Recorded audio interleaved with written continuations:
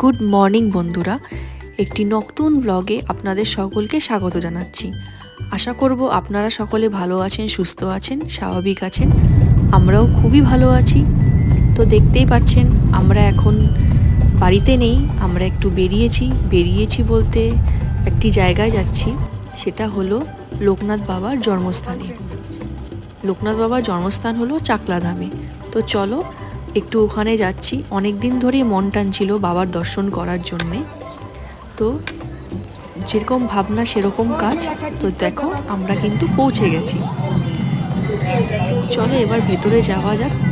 আরতি শুরু হয়ে গেছে, ঝটপট পুজোটা দিতে হবে। গুড আফটারনুন বন্ধুরা, welcome back to my channel blog fusion. আমি উদিতা চলে এসেছি আজকে একটা নতুন এক্সাইটিং ব্লগ নিয়ে। তখন আমরা লোকনাথ বাবার মন্দির চাকলাধামে এসে গেছি।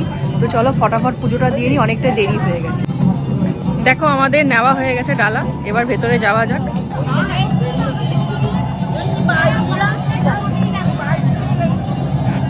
দেখো এখন ভোগ আরতি হচ্ছে, তোমরা সকলে হয়তো শুনতে পাচ্ছ। তো চলো ভেতরে গিয়ে বাবার দর্শন করা যাক। আর দেখো জায়গাটা কি সুন্দর, একটা স্নিগ্ধ, মানে মনটা না শান্তি হয়ে যায়। খুব সুন্দর জায়গা। পরে তোমাদেরকে ঘুরিয়ে পুরো জায়গাটাই দেখাবো। আর দেখো কি সুন্দর কারুকার্য করে সাজিয়েছে। তো চলো এবার ভিতরে গিয়ে পুজোটা দিয়ে দেওয়া যাক, কারণ অনেকটাই সময় হয়ে গেছে। আর দেখেছো তো রোদও খুব তেজ। তো চলো ফটাফট এবার যাওয়া যাক ভিতরে। এদিক দিয়ে আমাদের ঢুকে দর্শন করতে হবে। যেহেতু এখন ভোগ আরতি হচ্ছে, তাই জন্য এখন একটু আমাদেরকে বাইরে দাঁড় করিয়ে রেখেছে। ফাইনালি দেখো বাবার দর্শন হয়ে গেল। জয় বাবা লোকনাথ, জয় বাবা লোকনাথ, জয় বাবা লোকনাথ। তোমরা সকলে দর্শন করে নাও বাবা লোকনাথকে।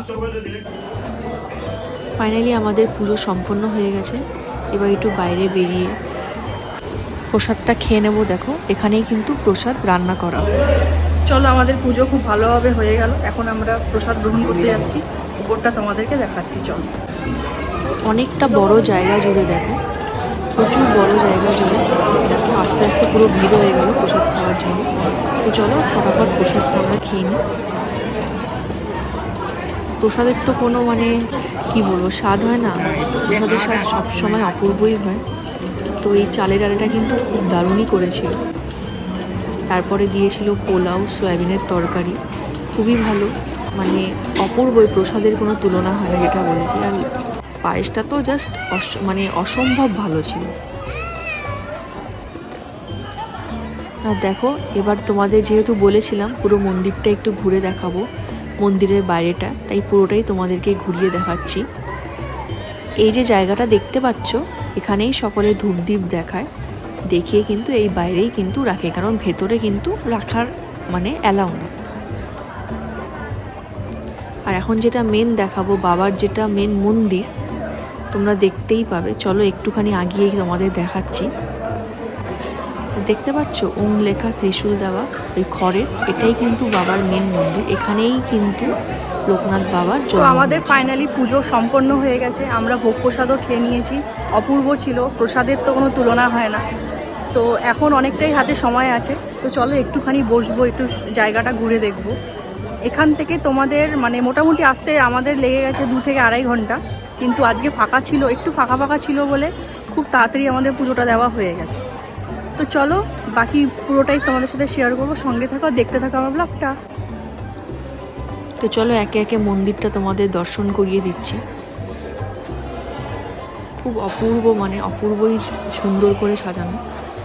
অন্যদিন কিন্তু এত দূর অবধি লাইন চলে আসে, প্রচুর ভিড় হয়, প্রচুর লাইন হয়।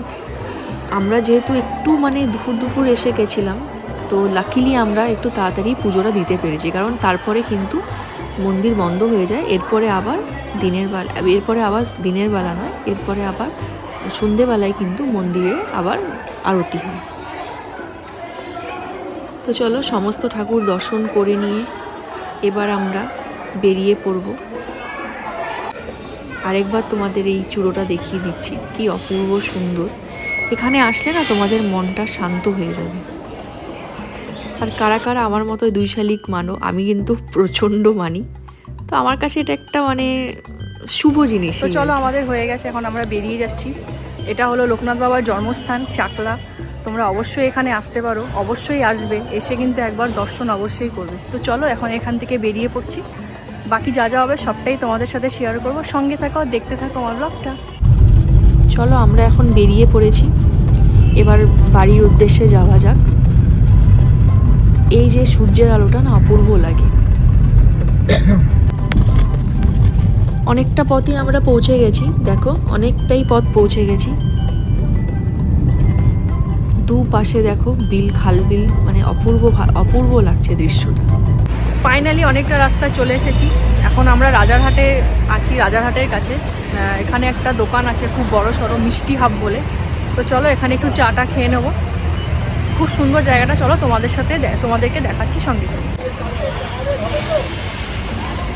এই পুরো জায়গাটা যে দেখছো এটাই পুরোটাই হলো মিষ্টি হাব। এখানে পুরো হিউজ মানে জায়গা। কলকাতার টপ যেগুলো মিষ্টির দোকান আছে সবগুলোকে একত্রিত করে এখানে রেখেছে। তোমরা একই জায়গায় দাঁড়িয়ে কিন্তু বিভিন্ন দোকানের মিষ্টি এনজয় করতে পারো। প্রত্যেকটা দোকান আছে, কি নেই, মিঠাই আছে, গাঙ্গুরাম আছে, কেসি দাস আছে, নবীনচন্দ্র দাস আছে, প্রচুর দোকান আছে।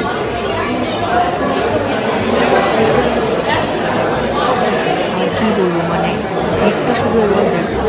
যেহেতু একই জায়গায় তোমরা সকলে সবটাই পাচ্ছ, এই জন্য ভিড়টাও কিন্তু খুব ভালো। এই নবীনচন্দ্র দাসের কিন্তু মানে কী বলবো, সন্দেশগুলো জাস্ট অপূর্বই খেতে হয়। দেখো তার পাশে কিন্তু আছে গাঙ্গুরাম আছে, বলরাম মল্লিক আছে, গুপ্ত ব্রাদার্স আছে, মানে সব আছে। একই ছাদের তলায় তোমরা ভ্যারাইটিস অফ মিষ্টির দোকান পাবে, যেখান থেকে তোমরা মিষ্টি, চা, জল এনজয় করতে পারো। আমি একবার তোমাদের পুরোটাই দেখিয়ে দিচ্ছি। দেখো বাঞ্ছারামের এই পাটিসাপটাটা কিন্তু দারুণই করে। তোমরা অনেকেই মানে জানতে চেয়েছো, তাই আমি একবার তোমাদেরকে পুরো জায়গাটা ঘুরিয়ে দেখিয়ে দিলাম। এই কেসি দাসের রসগোল্লা কিন্তু ফেমাস। রসগোল্লা অ্যাকচুয়ালি রসমালাইটা বেশি ফেমাস। আর এখানে দেখো জল ভরাগুলো কি অপূর্ব, মানে জানি না ক্যামেরাটা কতটা জাস্টিফাই করছে, এগুলো কিন্তু অনেক বড় বড় জল ভরা, মানে দেখেই তোমার খেতে ইচ্ছে করবে। আর সবথেকে বড় কথা একদম টাটকা। চলো আমাদের হয়ে গেছে, এখন আমরা বেরিয়ে যাচ্ছি। তো আমাদের ওখান থেকে আমরা একটু চা খেয়ে নিয়েছি, চাটা খেয়ে এবার বাড়ির উদ্দেশ্যেই বেরিয়ে পড়েছি। দেখো অনেক রাতই হয়ে গেছে, সারাদিনটা বেশ ভালোই কাটলো। তো চলো এবার বাড়ির উদ্দেশ্যে যাওয়া যাক। আর এটা হলো বিশ্ব বাংলা গেট, এর উপরে যা দেখছো এটা কিন্তু রেস্টুরেন্ট।